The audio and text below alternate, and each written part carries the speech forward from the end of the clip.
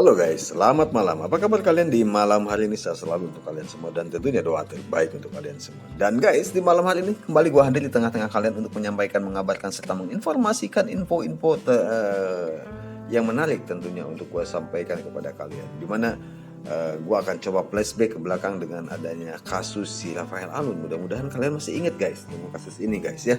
Dan ini tidak boleh guys, tidak boleh sampai kasus ini hilang begitu saja ya.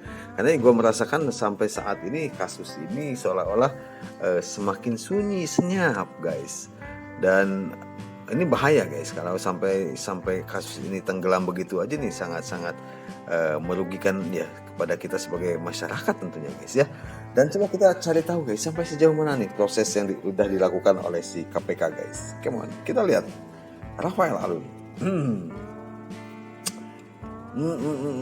Di sini di 7 jam yang lalu guys di Metro TV, Komisi Pemberantasan Korupsi mendalami dugaan gratifikasi mantan pejabat Dirjen Pajak Rafael Alun Trisambodo dengan memanggil 3 saksi.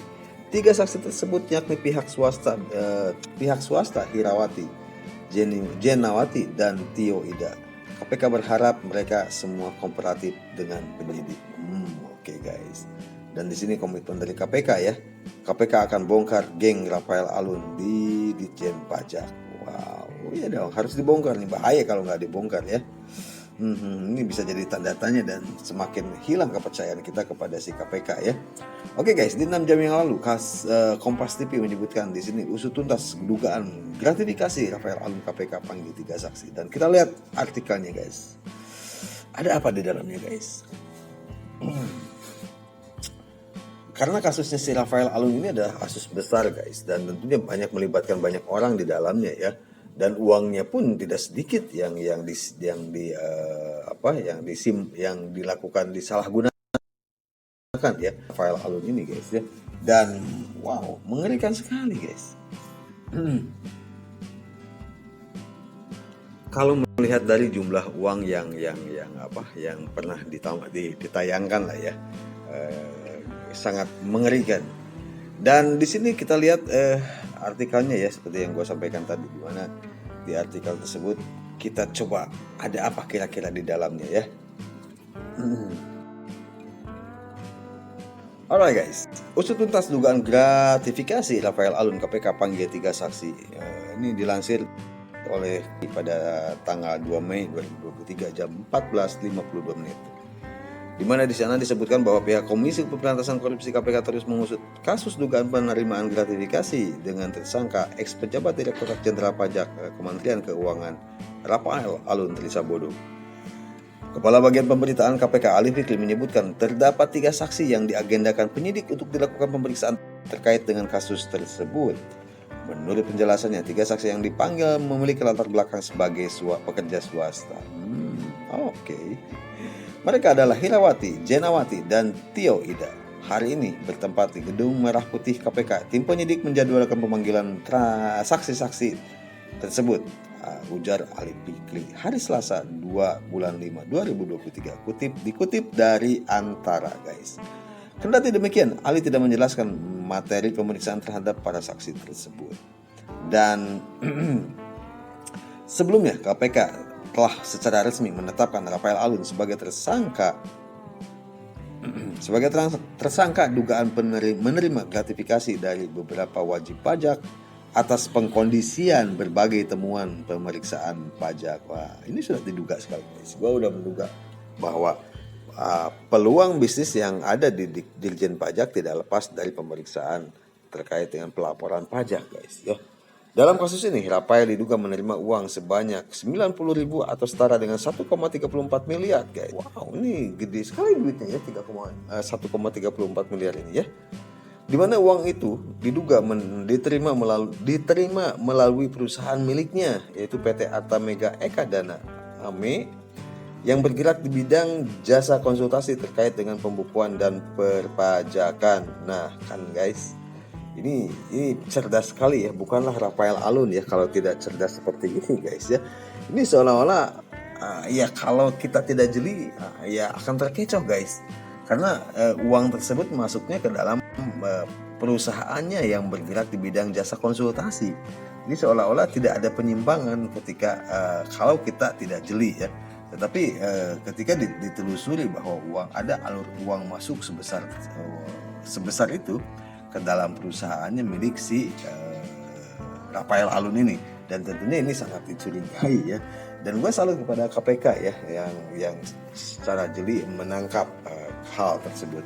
Alat bukti lain yang disita penyidik adalah sejumlah barang mewah milik Rafael dan safety deposit box berisi uang sekitar 32,2 miliar. Wow guys, ini gue penasaran nih uangnya sebanyak apa ya 32 miliar itu ya. Gila ya, kalau misalkan uang 32 miliar ini dibikin pecahan 2.000 rupiah ya, kayaknya rumah tipe 21 ini penuh ya. Dengan uang sebesar itu ya. Wah, luar biasa sekali ya. Atas perbuatannya, tersangka Rafael Alun dijerat pasal 12B Undang-Undang Nomor 31 Tahun 1999 tentang Pemberantasan Tindak Pidana Korupsi, sebagaimana diubah dengan Undang-Undang Nomor 20 Tahun 2001. Wow, guys. Wow, ternyata itu ya guys ya perkembangannya ya. Sudah mulai melebar ke perusahaan-perusahaan swasta, dan mungkin saja tidak hanya 3 perusahaan itu yang dijadikan saksi, akan banyak sekali ya ketika nanti kasus ini dilakukan penyidikan lebih lanjut guys. Karena gue yakin ini banyak sekali perusahaan yang terlibat di dalamnya guys, pihak-pihak swasta maksud gue ya, yang terlibat di dalamnya. Karena tidak mungkin juga gitu kan hal tersebut terjadi kalau misalkan tidak ada transaksi atau negosiasi dengan pihak pajak ya. Dan ini didapat mungkin ketika dilakukan pemeriksaan atau dengan dalih audit ya, audit pajak. Nah, ketika ditemukan penyimpangan, disitulah peluang itu muncul guys. Terjadilah negosiasi dan uang tersebut hasilnya ditransfer ke rekening atas nama PT-nya guys, yang bergerak di bidang jasa tadi.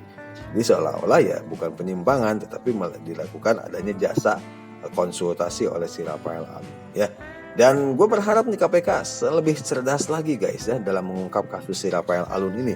Karena gue yakin nih banyak sekali yang terlibat di dalamnya guys ya, termasuk ya beberapa waktu yang lalu disebutkan ada dunia artis pun sebanyak 25 artis terlibat di dalamnya guys ya. Dan gue belum mencari tahu lagi nih inisial R ini sebetulnya siapa ya. Apakah si Raffi Ahmad atau si Ricky Harun atau Rizky Bilar ya, atau Romi Rafael. banyak sekali guys ya.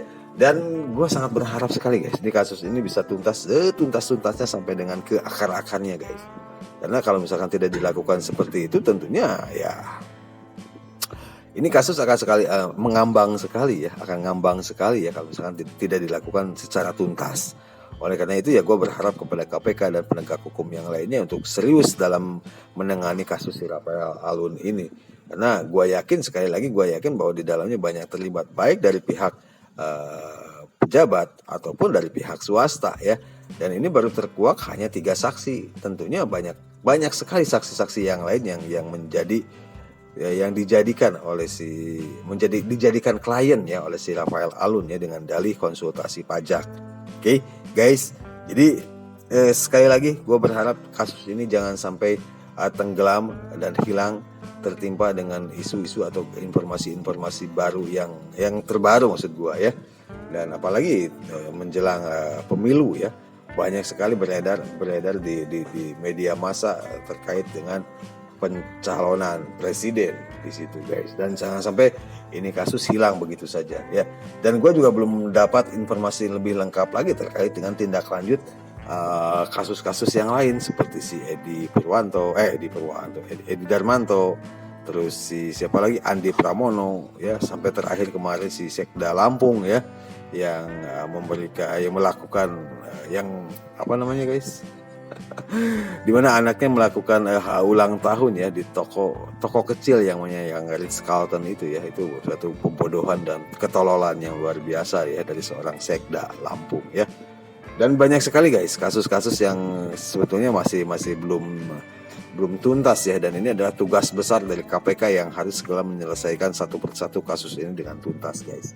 Oke, kita sebagai masyarakat sangat berharap sekali KPK bisa netral dan bisa menyelesaikan tugas ini dengan sempurna, guys. Ya, alright guys, itu aja yang bisa gue sampaikan terkait dengan kasusnya si Rafael Alun, perkembangannya. Jadi perkembangannya sudah dilakukan pemeriksaan terhadap saksi-saksi ya, dan semoga aja apa yang dilakukan KPK ini diberikan kemudahan tentunya, dan semakin banyak kasus-kasus yang lain yang terungkap setelah dilakukannya penyidikan lebih lanjut ya. Oke guys, itu aja yang bisa gue sampaikan informasinya di malam hari ini. Semoga bermanfaat apa yang gue sampaikan, dan sampaikan salam gue kepada keluarga kalian. Jaga diri kalian semua, jaga kesehatan, selamat malam, dan terima kasih.